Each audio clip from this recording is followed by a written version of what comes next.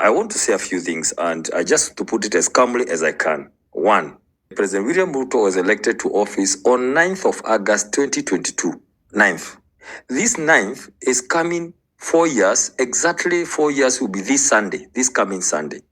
That is where the conversation this week, Dibala and my colleagues here, should be about Ruto at 4.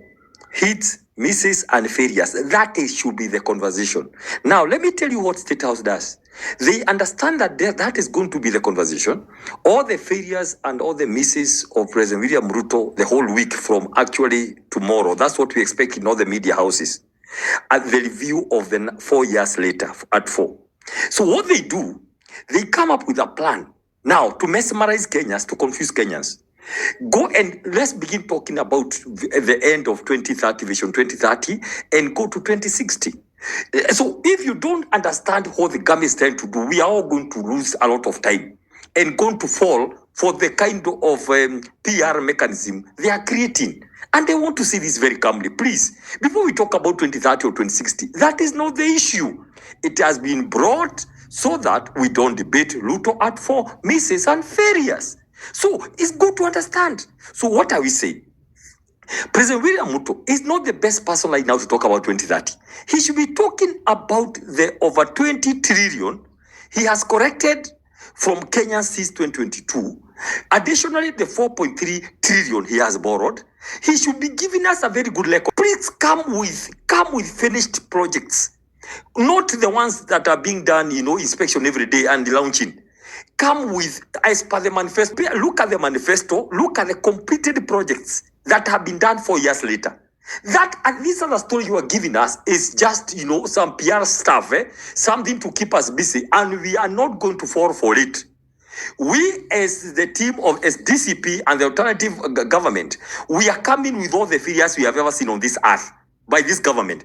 We will not listen to it. As a matter of fact, before you come to launch that thing, nobody is ready and prepared mentally, physically, financially with any discussion. This is another talk to buy time, like a BBI, to buy time, go to the chiefs, the DOs, and then now it's when you have discovered you don't need politicians. Now you need professionals.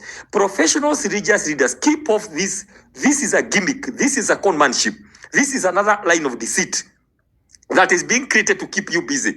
Nobody has the time, and we will make sure no Kenyan takes that discussion seriously, because it's not supposed to be a discussion. It's supposed to run away.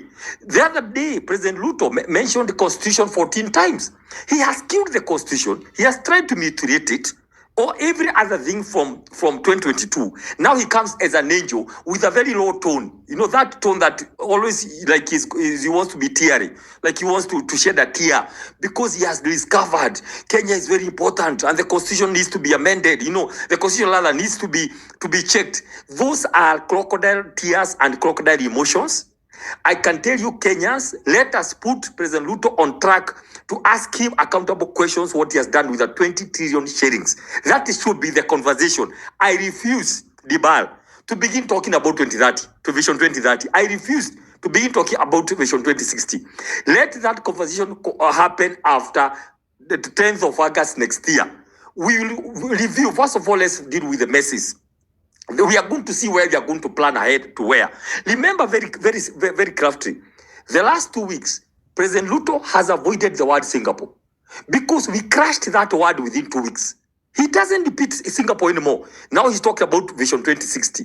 Nobody is going to be bulldozed with that. What he wants to do, start all these projects illegally, or sovereign fund, which is illegal, national infrastructure fund, which is illegal. Do all these mega projects. Then say, guys, you need to get me back to power so that I can finish these projects. We don't need all those projects to be finished. Most of them are illegal. We are going to stop them when you take over power. We are going to do a major audit. Please, President Ruto, you had the chance. Don't talk like you are coming to campaign now. Don't talk like it's now you want to get to power. You have misused power. You have done all the bad things under the Constitution. All right. Every Kenyan from Voi to Turkana is fed up with you. Please, I don't want to spend my time to be gotten into these stories and lectures of Vision 2030 and 2060. That should not be our business. Let's focus on asking Ruto to account for our 20 trillion Kenya shillings. Please, Kenyans don't want to hear about another program to take Kenya to first world. Please, this is deception. Completely. Let nobody be driven to that level. I am insisting because I know. I've been the head of government delivery service in this country. There are whatever, if only 30% of what was planned in 2022 happened, we will not be talking anywhere about first world. It would have come automatically. I will not sit here and agree as to begin even thinking, to begin even being driven even 10% by William Ruto's deceptions and conmanship. I will not agree. Please, members, let us demand 20 trillion where it has gone. That is what will be on the ballot next year. Where have our taxes gone? Please, those stories of first world, they are all in the government documents. They are there. You don't need to go talking about another dialogue to bring other opinions and other documents. Whatever is needed, I can tell you, I have walked to every ministry in this republic.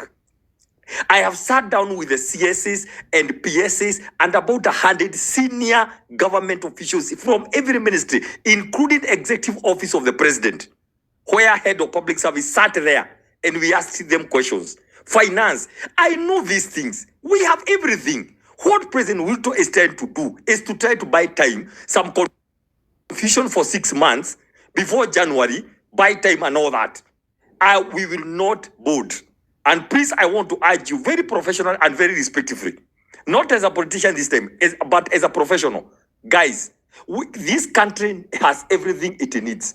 All the documentation since 1963, they are enough. Please don't be fooled by this story about some launching of some paper. What is First World, by the way? What does Kenya, who doesn't even have access to health care, know about First World? They know about bridges. They know about school, restoration of the help. Let's kindly, members, I want to urge you. The moment we fall into this trap, in all the media interviews I'm going to attend from tomorrow, I will desist from being taken to that path William Ruto wants to take us. I will desist. If anybody in government who has a record of completed projects, because I know we agreed on 217 of them 2 years ago when I left government. I want to know where they are. Simple. Because people have been coming in and out. Government has made a joke. A joke. People want simple things. We want to know where these things are. We will refuse. But Dr. Peter, by the way, let me say this. Would you also care to tell us, now that you held that particular docket and you're saying, oh, there's nothing to deliver. Of course, I presume that you were tracking also with the Vision 2030, to see the deliverables from the presidency and it as well at the end of the day. Do you want to tell us there was nothing that from your own docket was delivered that you can actually account for before you stepped out of government? Now, let me tell you, Dibal. Let government tell us what they have delivered. It's not me to tell them. No, it's not me to tell them. No, you've been part of that particular government yourself.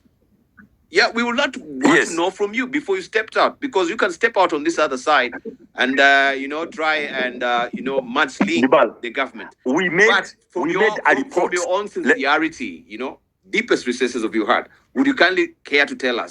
Was there nothing that you're doing in that particular office yourself? In 2023, when we went through all the ministries, we listed achievements made. It was a public document. It is me who signed them off after every minister's visit every evening. If you go to my page, if you go to the then minister's page, we recorded everything we had achieved as government, and then we said, what must we do before 2027? It is there. The achievements were there, and what the commitments that this government was supposed to do for the next 3 years. I think that was about 2023 January. We listed everything that was supposed to be done every year. 24, 25, 26, 27. So, Dibal, the good thing about me, besides being a professional, I'm a communication expert. So I made sure we recorded. It is there. If you go through the records, it's there. It's not for me to begin saying it's there, because what we did for 2 years, what the government did for 2 years, we were able to capture that, then go to ask them to commit. So when I hear stories here, can I tell you this, Diba? One of the things we would go and ask the people, the guys in the ministries, please, guys, Kenyans are impatient. Tell us those 3, 5 things, no more than 5, that you know you will do. Stop telling us about 20 stadiums. If you're going to deliver 5, just write 5. We go with 5. We did all this. So the kind of documentation the ball in government will shock you. These officers, the secretaries, heads of departments, they have all the documents. We would go and they say, we have it here. Within minutes, we would ask a question and all of them would just come, yes, we have it here on laptops. All the data is there. Everything is there. Ask people about mining. Ask people about fisheries. Ask them about this issue of livestock. They have the data. They have the database. Industrialization. So please, I am against another roller coaster of going around to try to develop another document. We don't need it. This country doesn't need it. And I can tell you, Dibal, I am coming from a place where I'm not talking about theory. I was there. And I left because I could tell there was no any intention or motive to deliver anything as per what people want. But look at what has happened in the last 2 years. Collapse of education system, collapse of health system.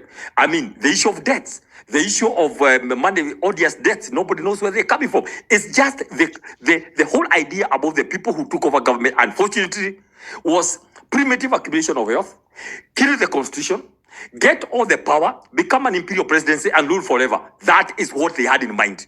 Unfortunately, that's not what we wanted. I went to government because I thought I could use my skills and my energy to try to transform this country and serve the people.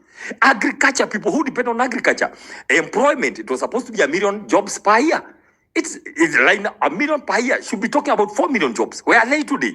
We were discussing about people who depend on agriculture. 80% of this country guaranteed minimum returns. Those are the things I went to government to do.